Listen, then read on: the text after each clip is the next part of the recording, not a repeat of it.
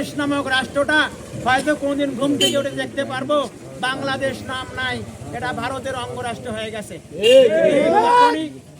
আমরা আর চুপ থাকতে পারি নাই।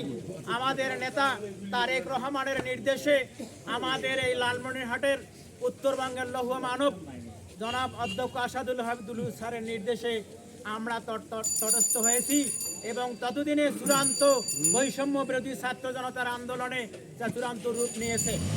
এই 5ই আগস্ট জুলাই অভ্যুত্থানে যারা নেতৃত্ব দিয়েছে, যারা রক্ত দিয়েছে, তারা এই যুগের হলো মুক্তিযোদ্ধা।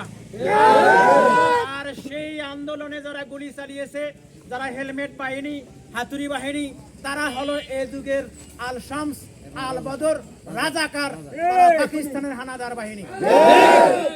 এখনো 5ই আগস্টের রক্ত, জুলাইয়ের গণ অভ্যুত্থানের ছাত্র জনতার রক্ত এখনো শুকায় নাই।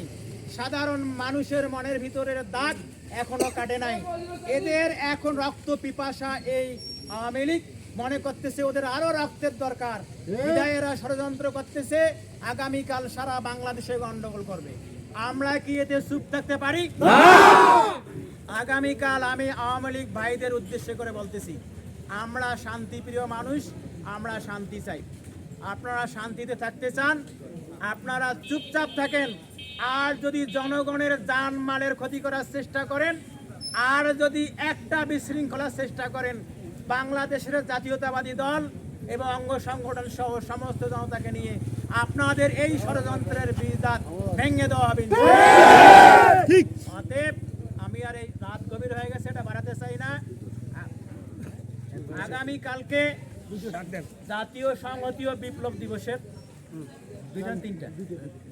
দুপুর 2টার সময় র্যালি হবে লালমনিরহাট কালেক্টরেট মাঠ থেকে। আমাদের উত্তরবঙ্গের প্রিয় নেতা, আমার প্রিয় নেতা আসাদুল হাবিবুল স্যার উপস্থিত থাকবেন।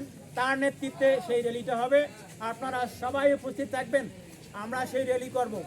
এইটা জানতে পেরে এরা বিশৃঙ্খলা সৃষ্টি করতেছে, র্যালিও করব। আর যদি